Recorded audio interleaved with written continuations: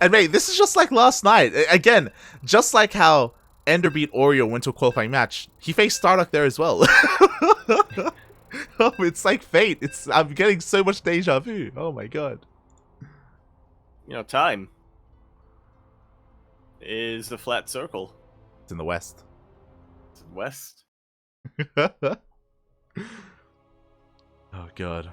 Alright, here we go. And as this is a best of 5 and as this is a qualifying match, people in the chat, place your bets because we are going to have some predictions.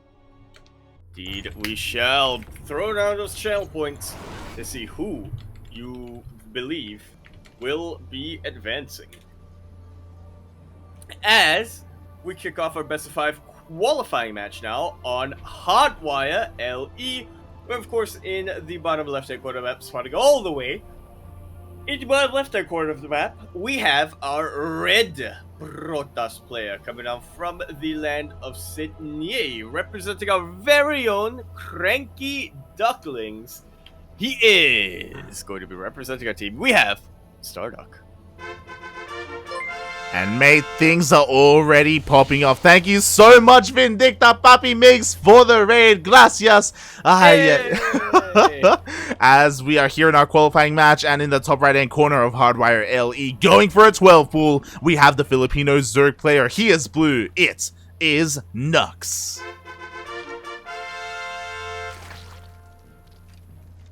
Look at that. Migs coming in just in time to support his teammate. You love to see it.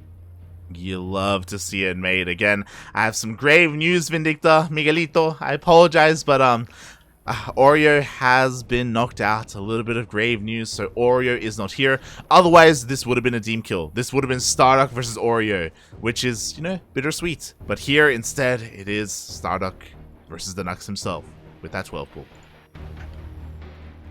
Alright, scouting the 12 pool, getting ready back at home. Probe is already in position to fully wall off if need be. Yeah, exactly. Zealot is on the way. It's being chronoed out. StarDuck getting ready to fully wall off here. And what's important to note is that Nuks, he's not just pushing it out across the map with these 6 slings. He's making another 2 and even 2 more behind that to come across the map and deal some damage. But they're being chased away by probes for the time being. Yeah, exactly. It's so crucial here to make sure that the Zealot does not get surrounded. If he leaves the Zealot a little bit idle here, it's not just about getting surrounded, but also those Zealots would get a lot of damage done on this Cyber Core. Like so. Start dancing a little bit back and forth. Once you get 2 Zealots out, it's a little bit easier though, and there we go. It's able to completely chase the Lings away. Yeah, exactly. Again, the goal here for Nuks was to kill the Cyber Core, but because of all those probes earlier, because of the response from StarDuck, he does, again, keep everything alive, and this does delay him a little bit. It does force the second pylon here on the low ground, but StarDuck survives. Yeah, he's slightly delayed, but it's not the biggest of deals. He's still alive, and he actually has a couple of units that he wants to use to apply pressure on Nuks right now. Oh yeah, meanwhile, as the wall is not a wall, a slowling does slip on in and will confirm everything. I mean, again, like, if there was any tech, it would be at the wall anyway, because that's where the second pylon is. StarDuck has to be a little bit careful, make sure he doesn't lose too many probes here. Oh. Like so. I said, like so. Yeah. As the adept comes out, they will keep them alive, and StarDuck gets across the map, but with only 2 Zealots and a single adept, yo, there are more than enough Lings to clean this up. That's a lot of Lings, actually. Yeah, I'm surprised that Nuks hasn't been droning as greedily as he could have at this point. You know, he has full map control. He can continue to keep going on, but there we go. Third base gets thrown down. Should be seeing him explode economically pretty soon. Yeah, he does need to catch up in that worker count. Surprisingly, StarDuck is ahead. I mean, it makes sense because Nuks did open up with the 12 pool, so he did kind of hurt his own economy to deal damage. The problem is that he didn't deal any damage, so StarDuck is coming out here so far pretty comfortably ahead and getting into his own tech, getting into his own Stargate. Yeah. Nice little transition from here. Let's see if he favors Phoenix's Void Race in this position. Feels a little too late for Oracles. Oh god. Yeah, I mean, again though, like Nuks, I'm sure he's adverse to making spores right now because of his low drone count. He doesn't want to be making spores. He doesn't want to be wasting drones. He needs to catch up.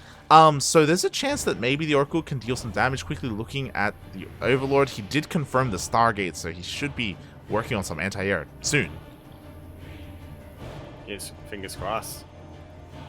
He might not be thinking it's an Oracle though. It's the thing. He might be thinking it's just going to be a Void Race to clean up the Overlord count. StarDuck hesitating a little bit with his Oracles, maybe going for double?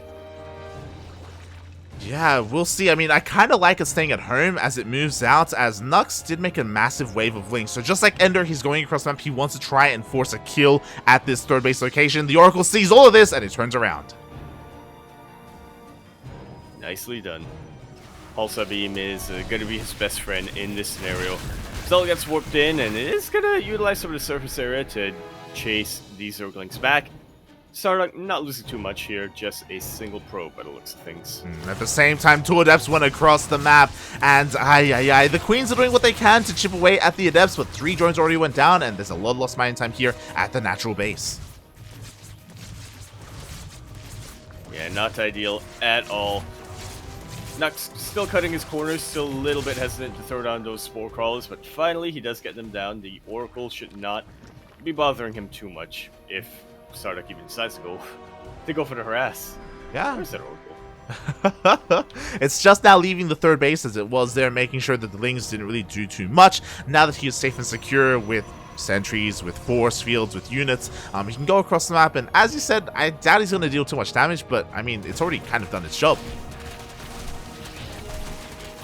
Yeah, pretty much. It has kept StarDuck alive, which is priority numero uno for him, and I can't imagine these Lings are going to get too much more damage done. Nuks is aware of that too, so he's transitioning to Roaches. Yeah, and this is going to work great against a ground toss composition, and that's exactly what we're seeing from StarDuck. Again, like many Protoss players, they have diverted away from sky toss openings, from, you know, your void rays, from your fast fleet beacons. But is it going to be enough? Because again, Nux's economy isn't that amazing. He has finished droning for the time being, so he can focus on roaches, which is good. But StarDuck, he's coming. And he's got charge. He's coming with a vengeance. +1 going to be finishing up now as the first couple of High Templar are being warped in. No Storm on the horizon. These are just for Archons. Oh, exactly. The Archons are going to be here with that War Prism. Meanwhile, do have a little bit of a Zealot run by on the top left-hand side of the map. They will clean up on the majority of these Lings. Wow. And even beat up a couple of Roaches as well before going down. He gets the Ravager as well. Mate. Oh, God. StarDuck trading as well as he can. Meanwhile, I thought with the War Prism he was just going to send everything across the map, but I guess upon seeing the Roaches that are now out, he's thinking, okay, maybe I'm not going to just, you know, go full Pez and just make nothing but Zealots. I'll just calm things down, take a 4th base, work on some more upgrades. Like so. Yeah, stage 2 is gonna be the best bet for StarDuck, I think, if he wants to go for a push out. He is still harassing a lot across the map. Very quick warping of charges here. The Archons even able to snipe some of the Queens. Ooh. One of the Queens. Almost. Those transfuses was so clutch there. In the end, even the Oracle ends up getting focused down. StarDuck's not going to be able to accomplish too much here, but at least he does keep these Archons alive. Yeah, going to be able to bring them back and utilize them later in the main push. The main push, which, by the way, will have +2 in Storm. Yeah, it will. I mean, Storm is still a ways off. Blink not too far off. As Nuks is starting to push out across the map. I don't know if he really wants to commit to a big fight here. We'll see as he tests the waters. I mean, maybe StarDuck could be a little bit vulnerable. The stack defense still isn't ready. Uh-oh. Well, he wants to, but he wants to commit, but I don't think he really should. Like you're saying. You say that, but the cannons get taken out. We see a a full surround on the High Templar. Yeah, but it will survive thanks to the battery overcharge. One of the Archons does go down, and I believe he lost an Immortal. No, not quite an Immortal yet.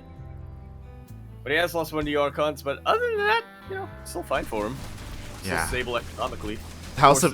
Next to come all the way back home with this weapon. It does, it does. That was a pretty scary moment, not gonna lie there, for StarDuck. He had minimal units at home to defend, but Nuks just barely couldn't break on through. And with the Zealot run by, it does force Nuks to come all the way back home, buying StarDuck a little bit more time. But something that's also a little bit scary is that Nuks is going for a hidden spire here at the third base location.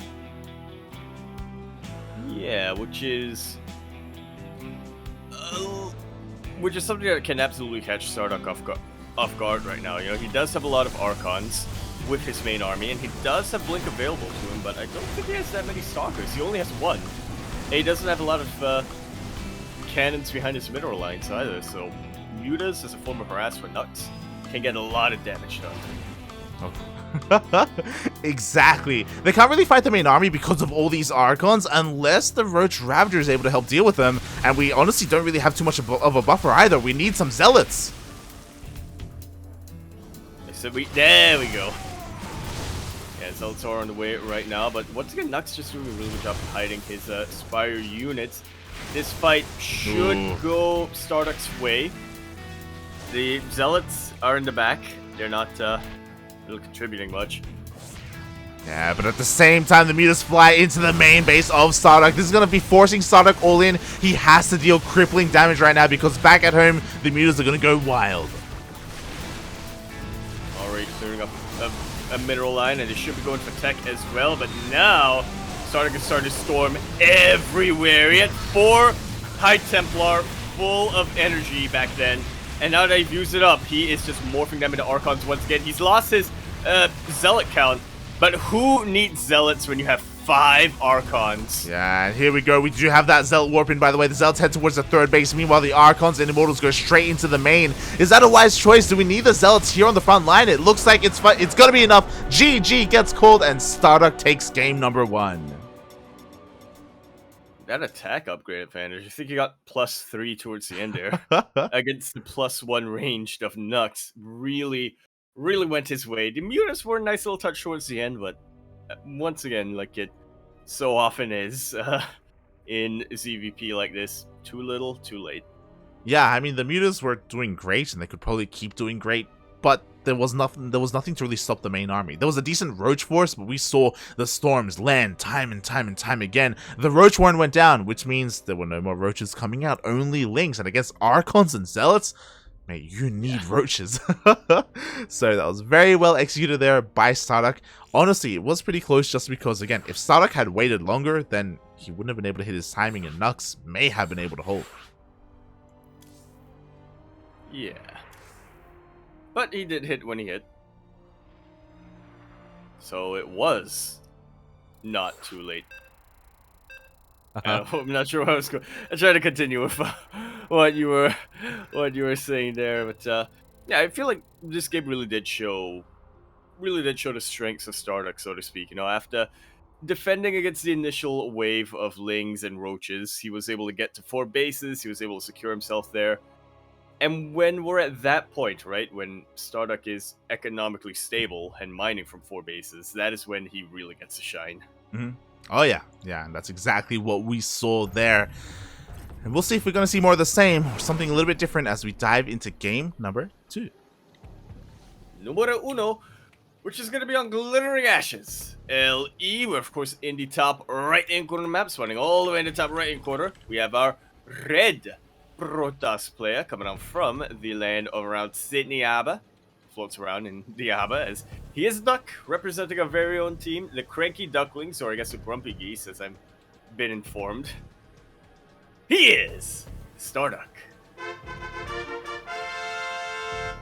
And spawning in the bottom left-hand corner of Glittering Ashes ALE, we have the Filipino Zerg player himself. He is blue, representing himself as he is teamless, looking to join his countryman Ender in the closed qualifiers. It is Nuks.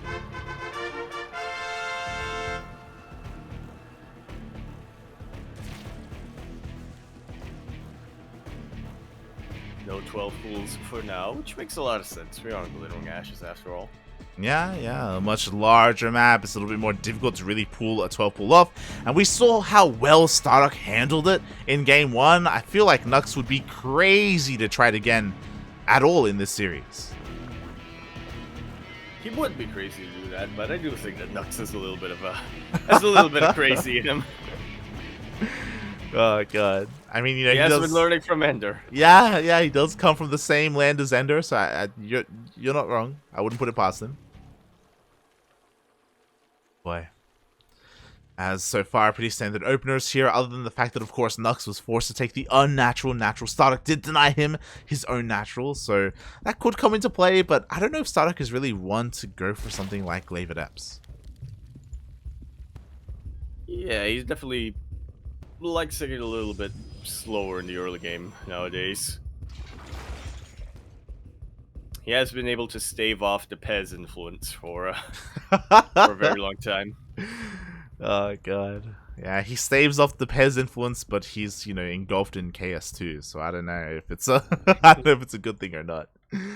Oh god. But it's probably not. But we'll see where he goes, because again, I feel like StarDuck in PvZ is kind of like Azure in TV anything, you know? Like nowadays he has a really wide array of builds. Like he very rarely does the same thing game after game, you know? Yeah, he definitely has a style that he prefers going for more often, if he can, but he's well aware that if you do the same thing as Protoss every game after game after game, you're gonna get figured out. So yeah, StarDuck has focused a lot on diversifying his play. Yeah, and we'll see. I hope we get to see that kind of come to fruition here, as this is a best of 5 series. So we're gonna have plenty of games ahead of us here between these two, at least 2 more. As so far, StarDuck is opening up with an Oracle. Yeah, what he wanted to do in game number 1, before of course he was so rudely interrupted by the Lynx. And we'll see how much of a commitment to Oracles he's gonna go for. I wouldn't put it past him to go for triple Oracles, but even just one Oracle can do a whole lot. Yeah, not gonna lie, I kind of like triple Oracle and Glittering Ashes, just because of how big it is, right? And how much dead space there can be between some of these bases. I think it can do well. And we're on the way! We have a second Oracle coming down here. He just needs to build one more after that. That's math. Here we go. The first Oracle is zooming out across the map. We do have a couple of Lings testing the waters, checking that third base, but there aren't really enough to really threaten that third. Even if there were, we do have another Oracle that's a battable bat, and we'll be able to protect it and keep that third from being denied. Up! Nice little pickups there, trying to get surrounded the Adepts, but very quickly outmaneuvering all of the Lings. Oracle get a couple of drone kills. Always nice, and he does keep it alive too. Yeah. And of course, there's always the second Oracle to come down, and we have confirmation. It is going to be only 2 Oracles. Only 2 for the time being. Fair enough. I mean, StarDuck, he does what he needs to do, right? He gets some damage across the map with the first one. With the second, he secures his third base. And from here, he's transitioning into ground toss. But Nuks is on point with his scout. He dives in, and he confirms not just the Twilight Council, but also the RoA and the Forge. You know, he is well aware that transition is on the way. And he should expect Blink Stalkers coming in his direction. You know, you don't get a Forge this early on if you're transitioning into Glaive Adepts. Yeah. I mean, I'm sure he also saw that the gases were being mined. He hasn't seen the gases at the natural, so he's not 100% certain that it's not charged lots, but I mean, he can make an educated guess. As the Oracles try and deal more damage, they get caught in a bit of a hard place, and StarDuck is forced to recall. But at least he keeps them alive. And you never want to underestimate how much Oracles can really contribute to a fight, whether it's stasis wards or emergency pulsar beams. Hell, you know, if Nuks even goes for rushes at lurkers, you're gonna want those reveals. Yeah.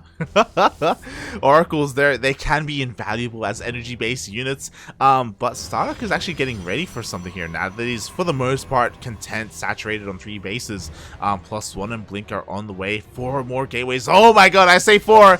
I should have said 6! Alongside this War Prism. As StarDuck has just about hit his stride here. With his gateway explosion, the time for defending back home and macroing up is past. The time to go for a +1 blink timing is now. Yeah, he can definitely hit this timing. Back at home, it looks like he's getting ready to go into those disruptors. Ooh, one of the oracles does get sniped out of the sky, as StarDuck does confirm that a fourth is on the way. Yeah, not ideal, but he was able to clear up a lot of creep as well, so... And as you said, confirms that 4th base, so he knows where he wants to hit. Yeah, exactly. Now that the War Prism is out, we can see a move out. Ooh, Nuks has eyes on this though. With these lings, he does confirm the army. And he's going to be reposturing a little bit. Yeah, he pulls back with everything he's got. He's got 10 more lings on the way. His upgrades are still a ways off. They will not be done in time for this engagement. And we'll see how much StarDuck will really commit. I'm also a little bit concerned. Okay, we do have a couple of Ravagers for those force fields.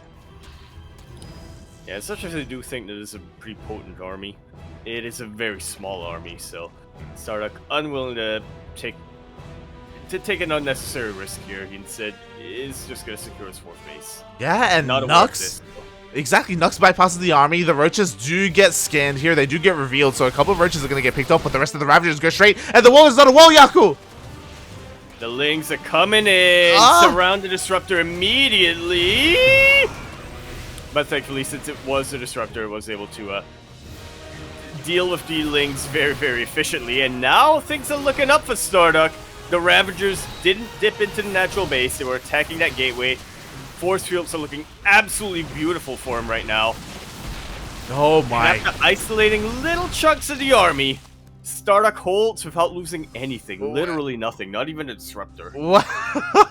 In the blink of an eye, I thought Nuks was that positioning StarDuck. I thought, yo, he can go straight to the natural base. Maybe he can get some tech. Maybe he can get the cyber core or get some drone kills. But as you said, Nuks got nothing with that. A surprising amount of nothing at that. That's a very apt way to put it. Yeah, I agree. Oh my god.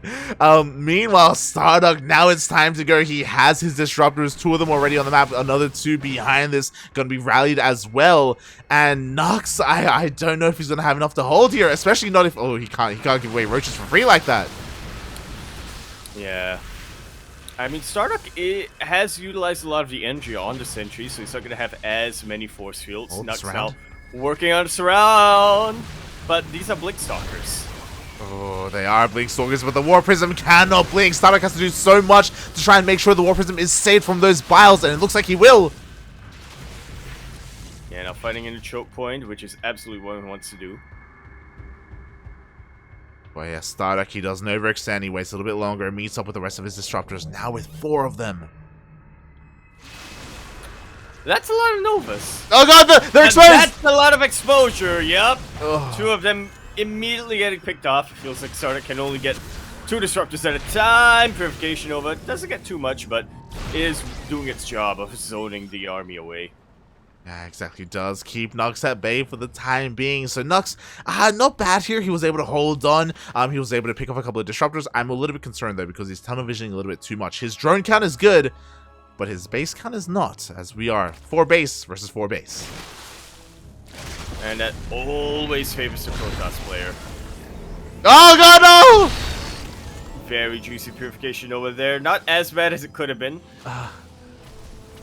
But good enough that I don't think StarDuck really has to worry about that Roach army. Yeah, the War Prism gets taken down. Oh, the War Prism alongside a couple of Roaches there. A little bit of friendly fire. The rest of the Novas are going to be going off. To be fair, we don't really need a War Prism here. StarDuck just focusing on the defense, but the Roaches in the main base, okay, they are going to be cleaned up. Slowly but surely, and now StarDuck is on the counter-offensive. Yeah, exactly. Once again, deflecting the Roach push from Nuks. And again, I'm really concerned that he hasn't taken another base, but he does have a hive, and the Madman is going into Ultras.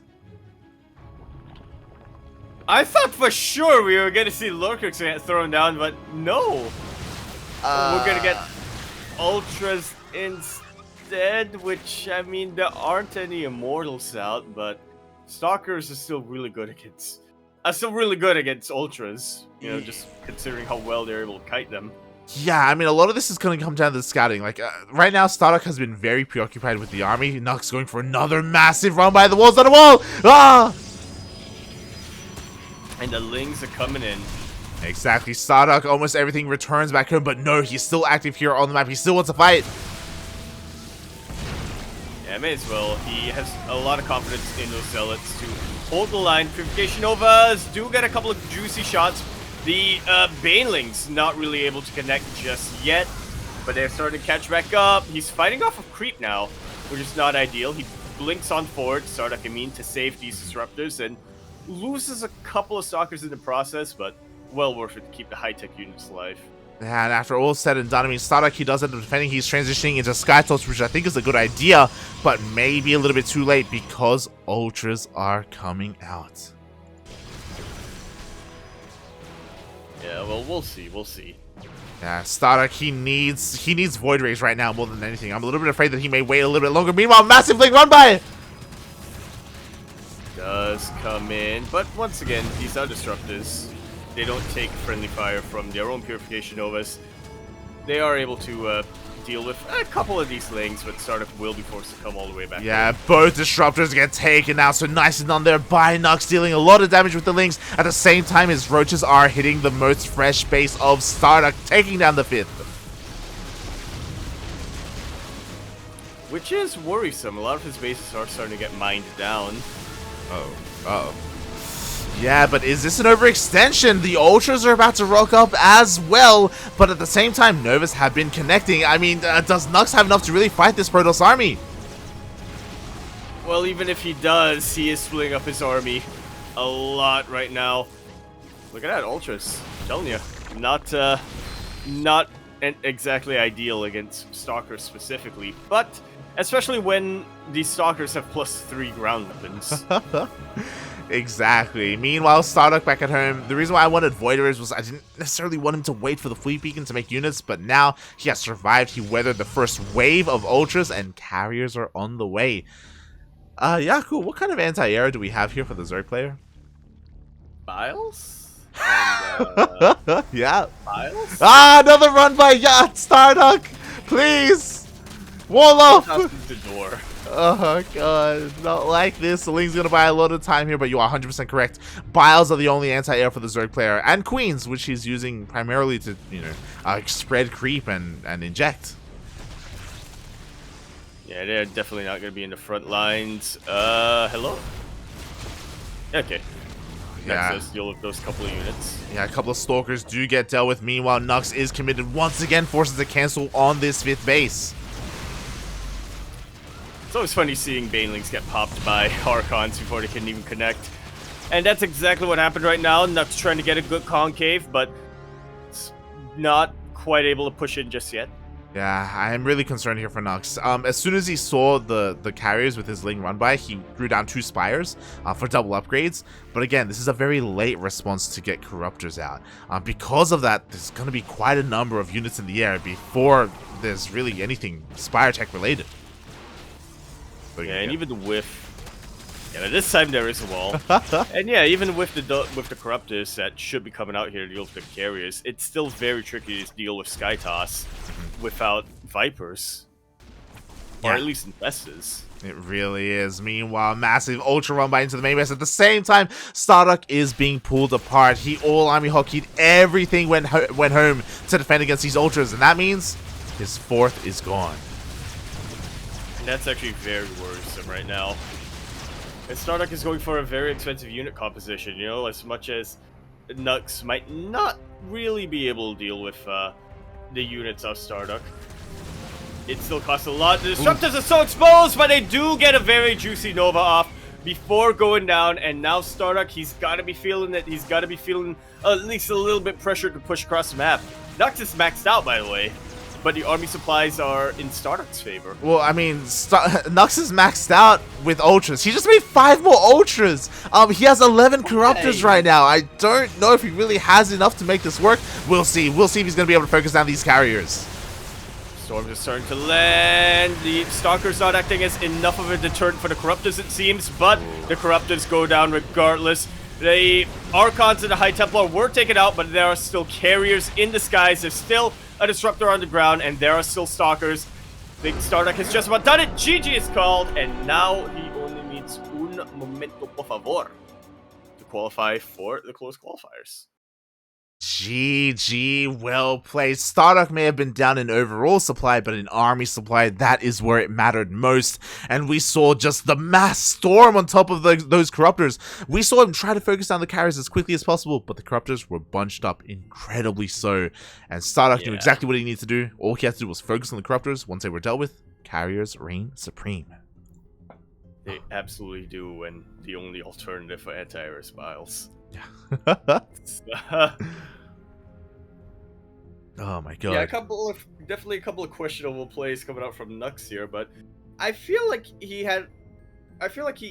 I can understand the rationale and what he went for, right? If it's an idea that if you do get to Ultralisk quickly enough, you can kind of overwhelm the Protoss player before they're able to counterattack. It's just that the execution was definitely yeah, lacking here. The one thing I will say, and I'm gonna have to check the stream here, is I'm pretty sure Nuks had a bank. I don't know how big the bank was. Even though Nuks lost that fight, it's possible that he would have been able to rebuild a corruptor army. He would have lost more bases, and he would have had to wait for them, and we would have ended up in a really scrap scenario, because if you remember, StarDuck only had one mining base, so it would have been a little bit weird. No, but I just checked, and he did not have a gas bank, actually. Yeah, I was about to bring that up. He only had about 1,000 gas towards the end there, and he spent that entire gas on his initial corruptors, so... Yeah, he had less than 500 because he made 5 ultras, if you remember. there were 5 ultras in production for that final fight. It's like, Yeah, no, that Ultralisk Cavern definitely lost the game. Questionable, but that was then, and this is now. We are going to be continuing our best of 5 qualifying match here on 2,000 atmospheres. LE. We're in the top right hand corner of the map, starting all the way in the top right hand corner. We have our red Protoss player coming out from the land of Sydneyaba. He's coming down from the Aba. He's going to be representing our very own clan, the CranKy Ducklings. Honk honk. He is StarDuck. And spawning in the bottom left-hand corner of 2,000 atmospheres ALE, we have the Filipino Zerg player himself. He is blue. Hailing from the land of Ender, Napoleon. Can he do it? Can he meet up with his boy in the closed qualifiers? It is Nuks.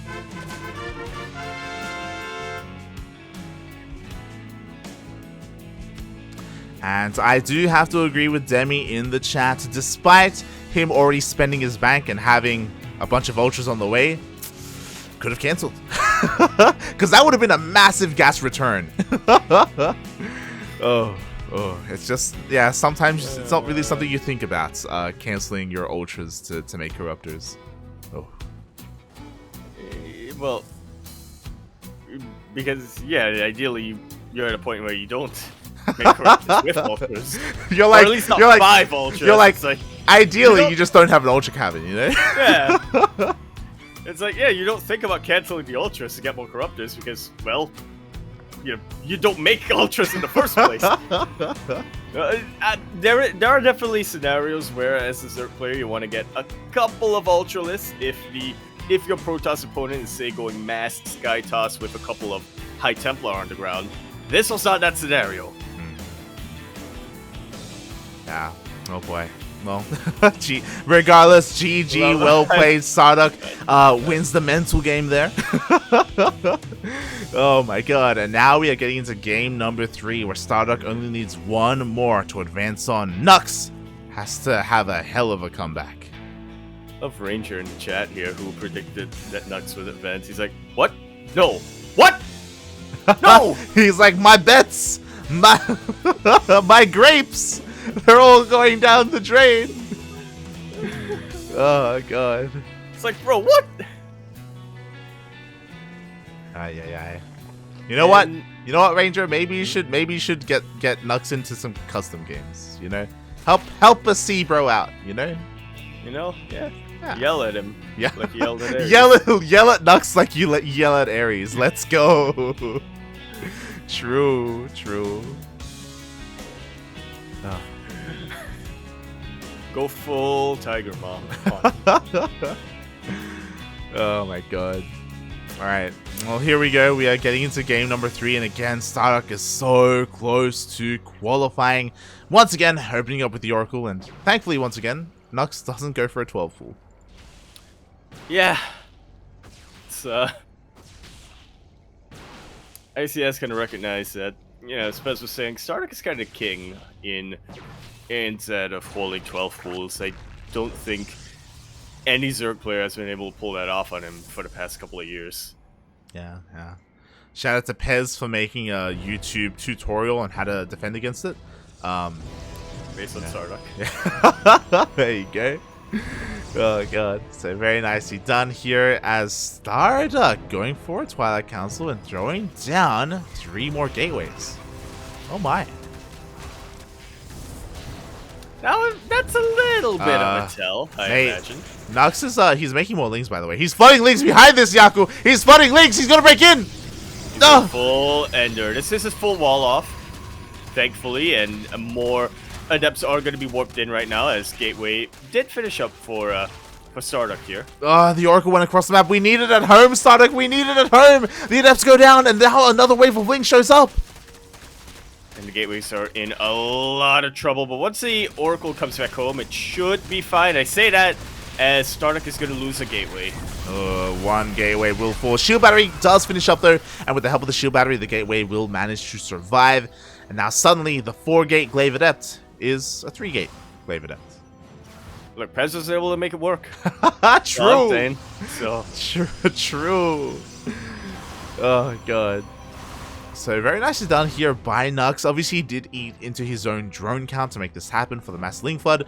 But, you know, and he didn't really know what his opponent was doing. He never scouted the tech, but it actually, again, just really helped him out. Really slowed things down. And so StarDuck decides not to go for a 2-base timing. He's going to get his 3rd base a little bit quicker than what I imagined he would have wanted to, because, well, he just can't warp in as many adepts as he'd like to.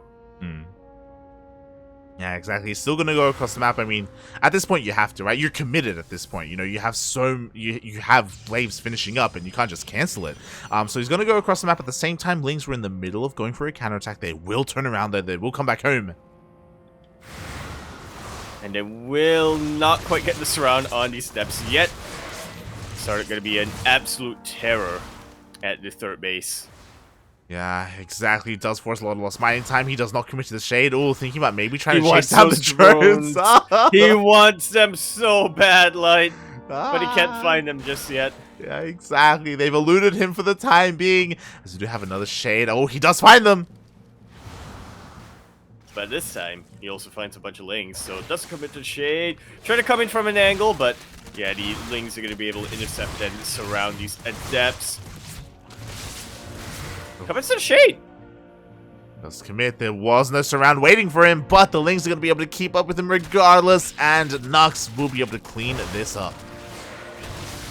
Yeah, it's unfortunately just a little bit mistimed here for StarDuck, so the Lings are still able to get a surround, but 2 adepts survive, and they will continue to get a drone kill. So let's take a look at the units lost tab real quick. Very nice target firing. 8 drones for 11 adepts. It's not bad. Yeah, especially because StarDuck hasn't done it. Oh no, Nuks is re-droning. He just lost a bunch of workers, so it makes sense. But because of that, his army is going to suffer, and StarDuck is going for wave 2, this time with Blink Stalkers. I say Blink Stalkers, Blink is still not done. Yeah, but it should be done at the start of the engagement. Oh, the Contaminate! The Contaminate! Let's go! I was wondering why that why that progress bar went down to 0. So yeah, these are just going to be vanilla stalkers. Bit of an old school Soul Train coming out from StarDuck here, and it can still work if he gets force fields, and he does! Oh my god, exactly. We do have a station trap going off as well, but there are enough Lings. The War Prism goes down. Nuks is just going to shut this down. He surrounds the army. Well, tried to surround the army, but the Lings do get taken out. Without Blink, it is so hard to retreat. And all of a sudden, Nuks is the one of the advantage. He is a player with momentum, and he is going all the way to try to counterattack and kill StarDuck. Yeah, exactly. And I feel like he very well may. Already so many Stalkers going down. Finally, Blink finishes up, but StarDuck is so far behind. And the Immortal is exposed! Even with the super battery, there's just too much DPS all at once to keep it alive. But with the shield battery, I will say, StarDuck is doing a really good job of holding for now. But reinforcements are on the way, so... Yeah, that's the thing. We have nothing but roaches and lings coming across the map here for Nuks. Right now, the working hands are looking pretty even here, but he does depower some more gateways. He's getting into that mineral line. It's 22 army supply against 90. It's a very valiant fight that these Stalkers are putting up right now, but eventually they're just going to get weathered down. Yeah, exactly. What is that? The third Immortal gets picked off as well. Sure, Blink Stalkers are great and all, but oh my god! The Biles connect, depower everything, GG gets called, and Nuks takes game number 3. Very nicely done here. I was worried that we would get a 3-0, but we are going to be getting a 3-1. Oh. It could still be a 3-2. Oh god, it can. Oh. Alright, here we go, as we're getting ready for game 4. Nuks fighting back, getting a little bit of momentum here, and mate, it's not going to take much more to just go all the way and bring it to an ace match. It's possible, mate, it's possible. Yeah. There's this link flood. Chat just caught up we'll the see. contaminate.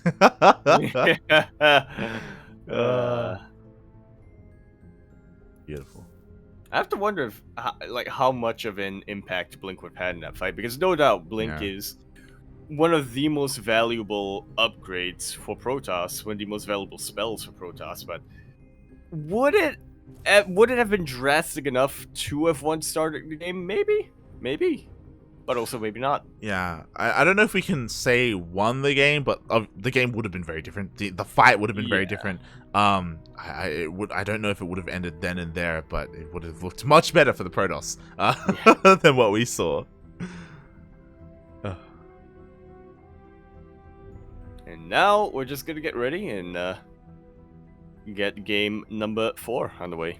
Yeah, players just taking a little bit of a break, which I don't blame them. You know, it's been a pretty intense series, very back and forth as well. A lot of great moments for either player. Oh boy. And again, like, it's kind of all in the line here, you know? Like, this is their last chance. Other than ANZ. Well, it's the last chance for Nuks. Yeah. Oh, I almost joined the wrong lobby here.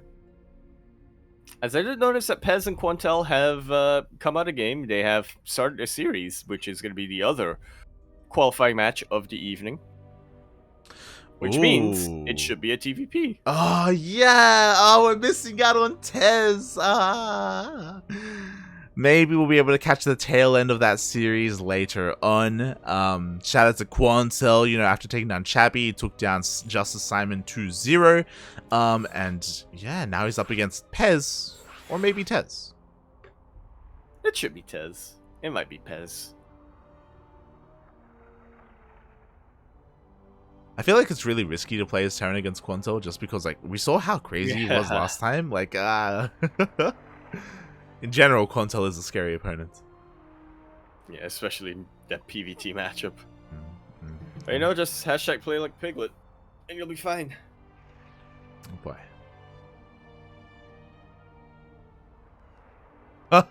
Oh my god. Wow. Yeah, I was that's yeah, that's I'm gonna link you something. You love to see it. Made it breath. The trash talk that Quantel has made. Oh my god.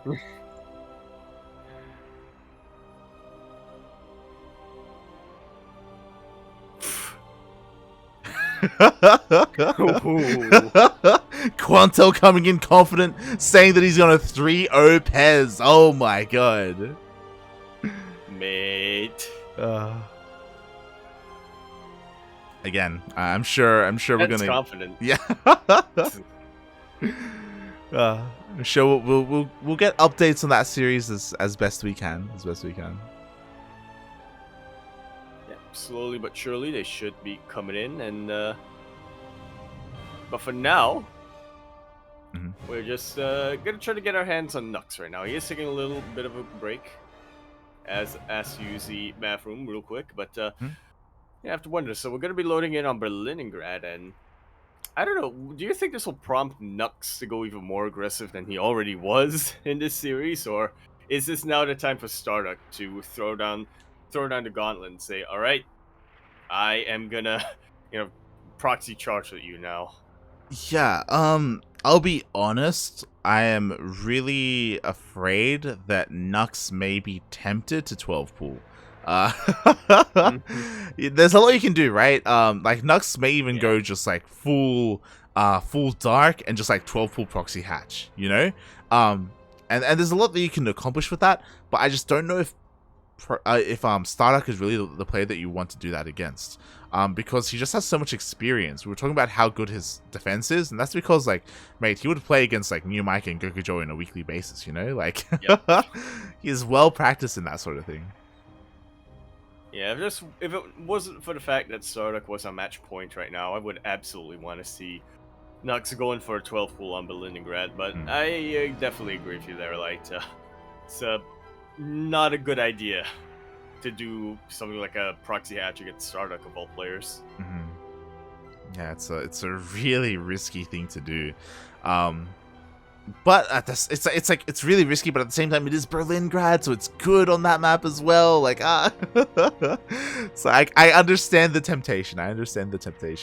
But on the same time, because it's Berlingrad and because it is good to use that, StarDuck is going to be a little bit more prepared, a little bit more cautious. So that's where the mental warfare comes in. It really does, and we'll see how that all comes together, because we just got notified Nux, he is done with his break. He has stretched his roaches, he has hydrated his hydras, and he is getting into game number 4. As I will demonstrate. Ugh, God. Let's go. This is how you stretch. Oh God, look at that youthful body, mate. Fun fact, we got like a stretch. We were stretching earlier, me and Darking during Ladam, and he like pulled a muscle. he's like, he's getting old, mate. Getting old. Oh God.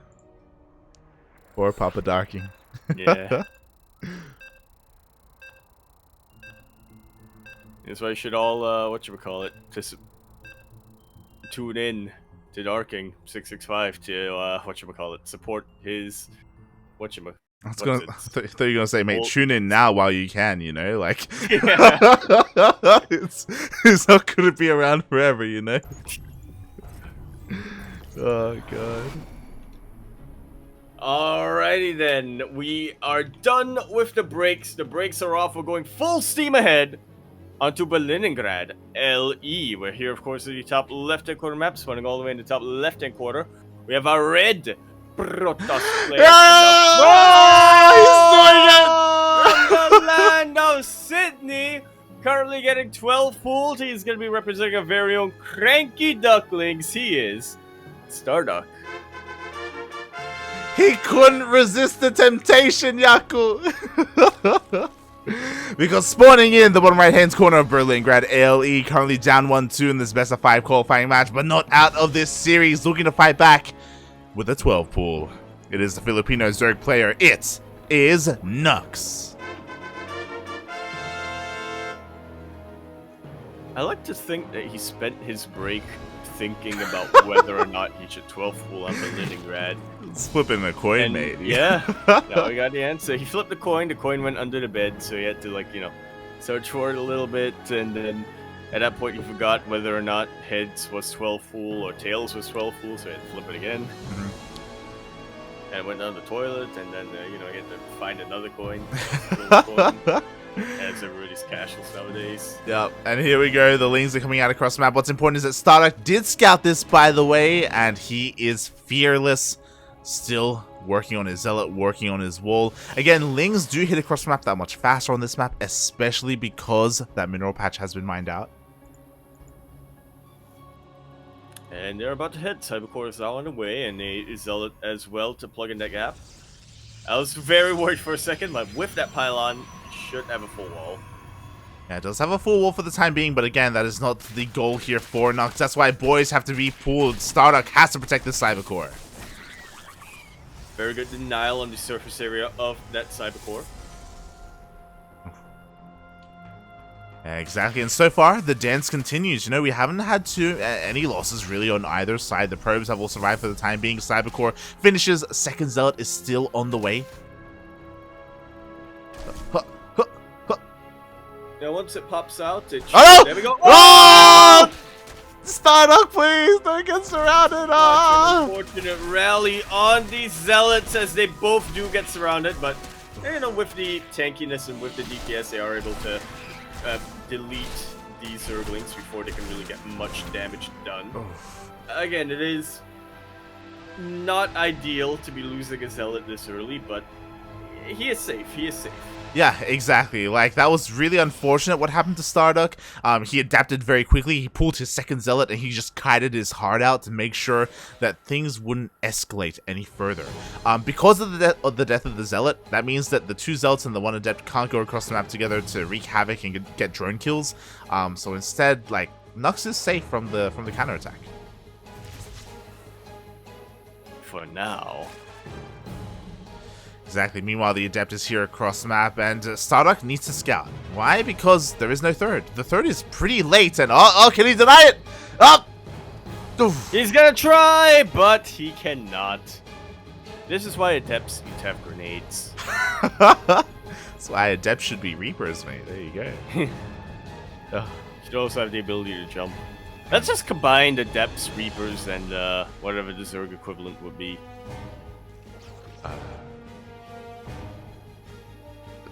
Lings? Lings, there we go. Yeah.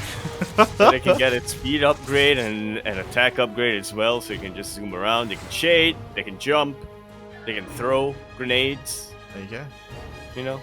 Speaking of throwing grenades, it looks like StarDuck is going to be throwing glaives out here, as glaives is on the way. How many gates are we going to see, Yaku? I'm gonna say 4. I don't think he's gonna build 2 more. Okay.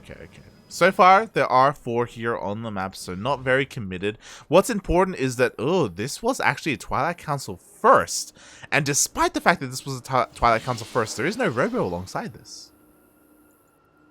Yeah, so this is even less committed than, you know, a non-committal 4-gate style would be.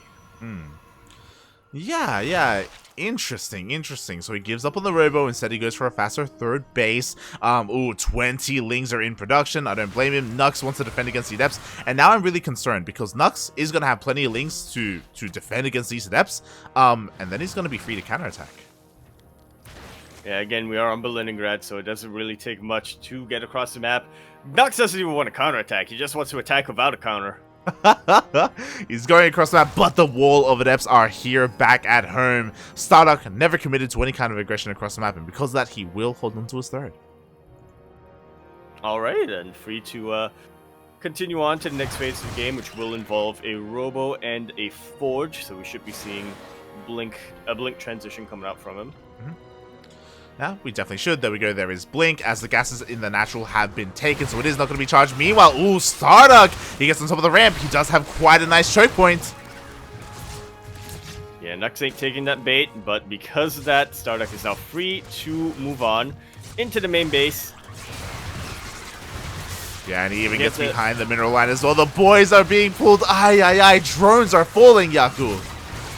Left and right. 9 of them to be precise, and the shade does complete on the other side of the map, so even more drones are looking ripe for the picking. Yeah, exactly. This third base looking so vulnerable. A couple of Lings do get surrounds on 2 of these Adepts, but, god, the drones, they turned around to fight, and even more were killed.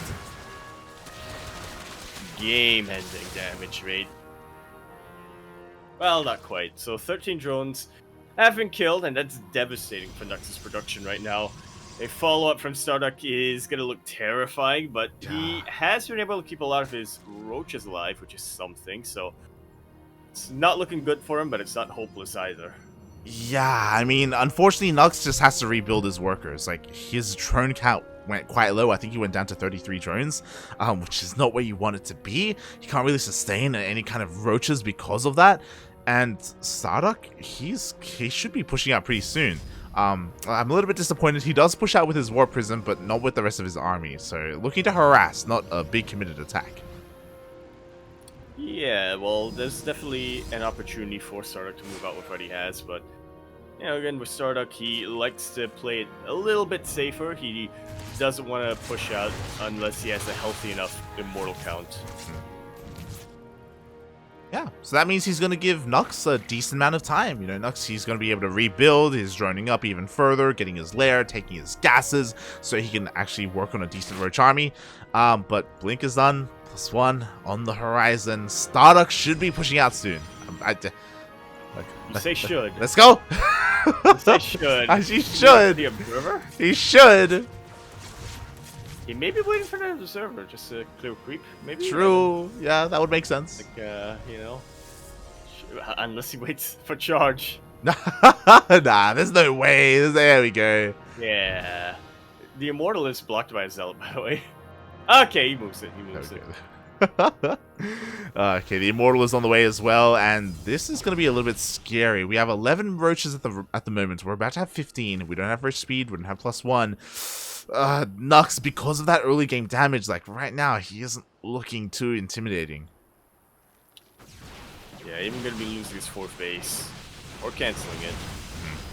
I say canceling it. I say can't. Okay, there we go. Right at the end there. Yeah, we do see a bit of a cancel there. Spine Crawler gets repositioned on top of that ramp. So again, this is kind of the best defensive position that Nuks can hope for. But even then, is it going to be enough? This is the best position you can hope for. It's not a great one, though. All things considered, Stalkers are just blinking back. The Immortal is now exposed and does get taken out, but so do all of the Lings and half of the Roaches. StarDuck can just keep this coming and doesn't have to stop coming. And he won't stop coming, man. He warps in another wave of Stalkers as well. Again, Blink is done +1. Looks like it's going to be denied. At the moment, StarDuck is just focusing on that main army, and it's falling. GG gets called! And StarDuck takes that series 3-1, will be the 3rd player to qualify for the DreamHack Valencia, Oceania / rest of Asia close qualifiers.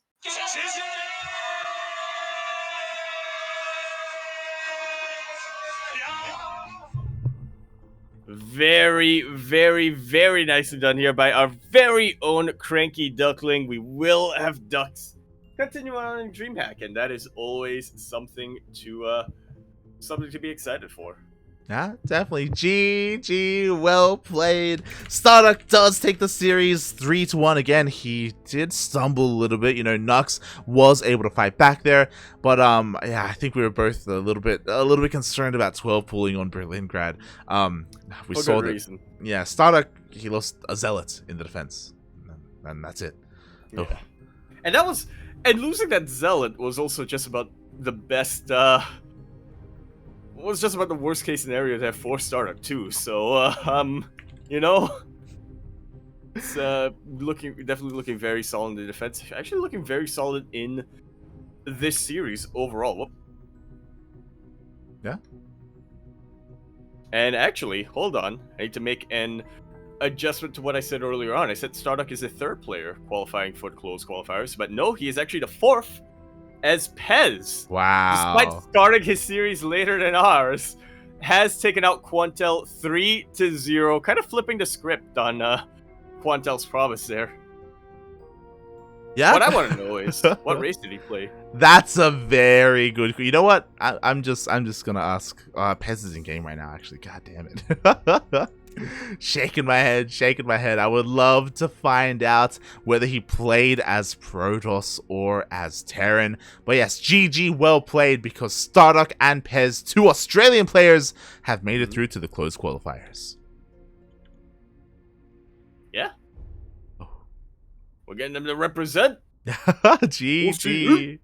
It's not the first time that StarDuck has made it to the closed qualifier. I mean, it's not the like he's made it to the main event before, you know. Yeah, yeah, he's had he's made it to the playoffs. Yeah. Of the main event before. He has, mind you, top 6. He did get top 6 last year. That was his highest achievement, and maybe he could go there again. At the same time, I am torn. You know, I would have loved to have seen Oreo in at least the qualifying match here, but alas, his ZVZ seems to be having some issues here. He was taken out by both Nuks and Ender, so struggling a little bit there, not having a chance to really flaunt his other matchups. Yeah, is kind of unfortunate there for Oreo, and I hope he doesn't take it too hard either. He is pretty well aware that how should I phrase this? He doesn't necessarily have a weakness in ZVZ. It's just that specific style of Filipino ZVZ that is vulnerable to. Yeah, it's about adapting and bearing in mind like how your opponent is going to play, and it's it's quite different from your standard ZVZ, and it can be quite tricky because of that. The other thing that we have to also point out as well, you know, our condolences go out to some of the other fallen players here: Azure, NXZ, Chappie, Quantel. You know, this is crazy to think that Azure won't be in the close qualifiers. I know. It's a very cutthroat open qualifier that we've had these past 2 days. Like so many, like you could very easily kind of mix and match a lot of these players and who could have made it out and who couldn't have, right? Like Quantel had an amazing performance yesterday. Azure is an amazing player as well. You know, depending on seeding, depending on the bracket, they could have had deep runs. Even Peppy went all the way to the ace match against StarDuck. Like if things had gone a little bit more in favor there, then I mean, maybe he could have taken down Nuks as well, you know, there's so many different possibilities. Oh, God.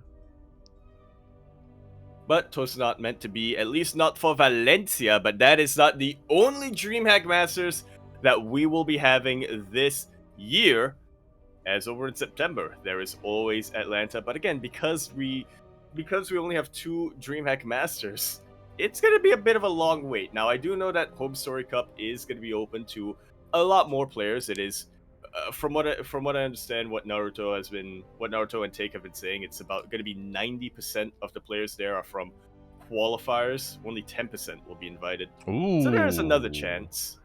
That is a big change. Yeah. Wow.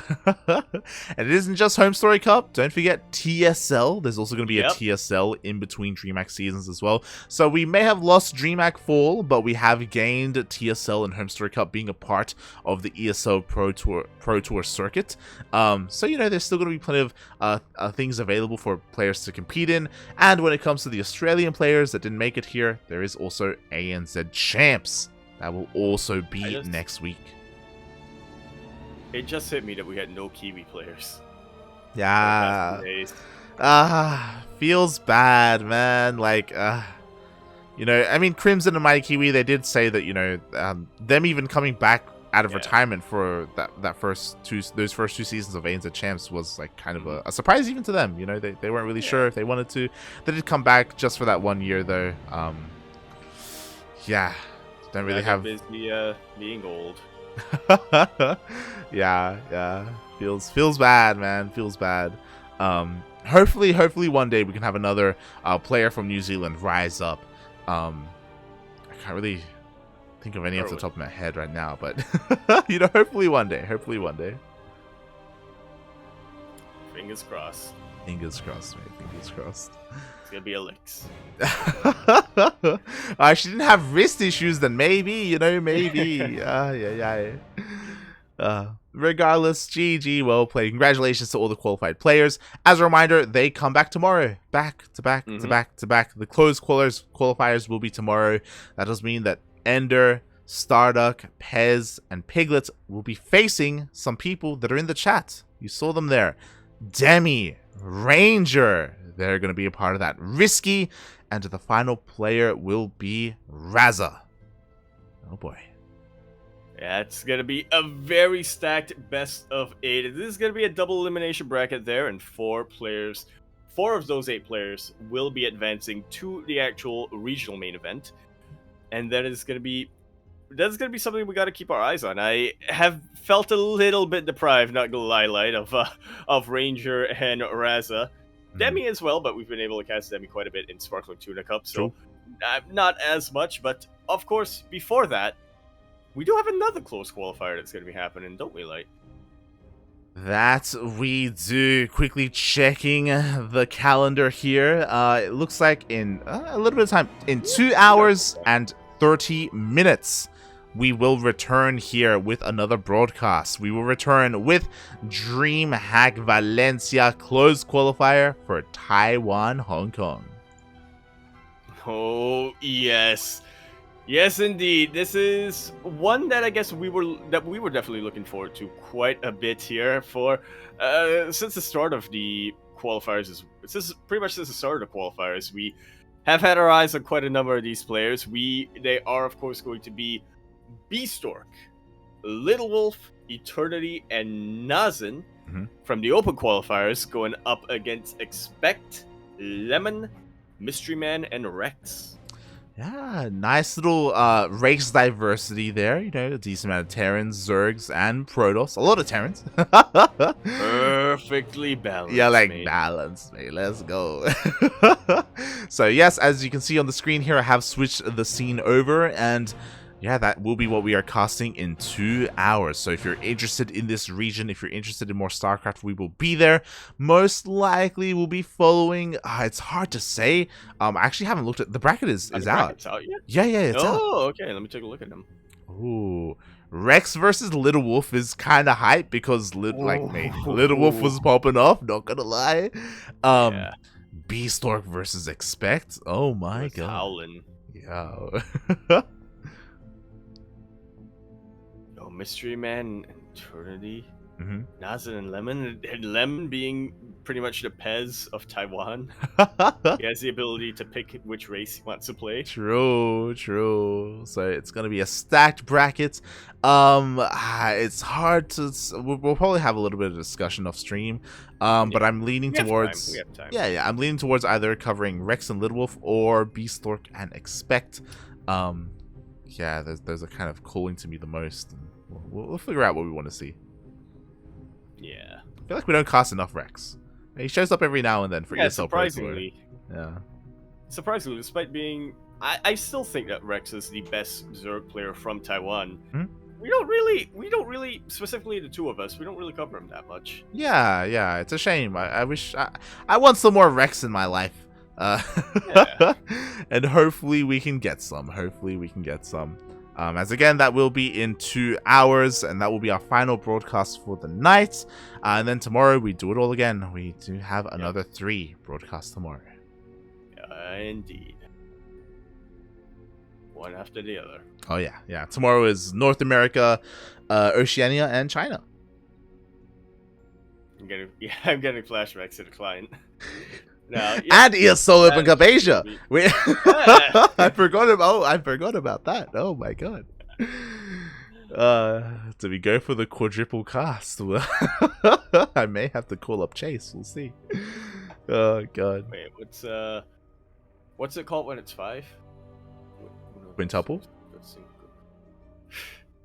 Yes, quintuple. What are you? Not cinco. What are you? What are you? Quintuple. God damn it. Not quintuple. Because there is Latin America. 24 hours after North America. Yep. Yeah. That's Monday morning for us. Is Latin America. Oh boy, so yeah, as always, we do have an absolutely stacked weekend full of StarCraft, and thank you so much everyone for tuning in. We hope everyone enjoyed themselves. Again, be sure to be here tomorrow for the closed qualifiers to find out who joins players like Seether, like Probe, like Miyamika, and T-Bull. It's going to be a really crucial moment there to figure out who can make it through. Again, like a little bit of like a marathon weekend of StarCraft for all these players. Like, playing day after day after day. Yeah. It's better for players, for casters, for viewers, which is why. No, they're not sponsoring this, so can't sell out. Can't sell out to them. Which is why you want to be following the CranKy Ducklings here, as we will be covering all of it this weekend. There will be plenty of others. There will, of course, be plenty of other streamers and casters as well who will be covering a couple of these other regional qualifiers as well. So keep an eye out for them. But yeah, here at the CranKy Ducklings, we are going to try to cover all of them. We would do EU as well, if not for the fact that it is very, very late for us. Yeah, and there are also other people covering it. And to be fair, we did do qualifier 1 of EU. Like we just did it. And it was great. It was a great day of casting. It's difficult to do that consistently. So again, I'll speak to Kuro. Maybe we can do the closed qualifier as well. Unlikely, but we'll try to do as much as we can, as we always do. And yeah, thank you so much, everyone, for tuning in. If you want to help support us, follow the channel, follow us on the social medias, Twitter, Facebook, Instagram, YouTube, Discord. We're all over the place. If you cannot tune in live, but you want to tune in to the events and the games themselves, then check out our YouTube channel for the VODs. We've been uploading videos on our YouTube channel daily since its inception. Every single day we have, just like Inception. There you go. Every single day we have a new tournament on YouTube that we have casted. And speaking of, I do have to start editing VODs tomorrow. Oh boy. It's, there is actually, so I think tomorrow is probably going to be the only the only day that you can do that. Yeah, it's been brutal. I may even, you know what? I'm probably just gonna edit VODs right after I end the stream. I need to do as much as I can while I can, because we've been casting so much. But thank you so much for watching, everyone. Yaku, do you have anything else you want to add before we head off? 2.5 hours. That's all I'm gonna say. There you go. Thanks for watching, everyone. We appreciate the support, and we will see you guys soon. Ciao. Bella.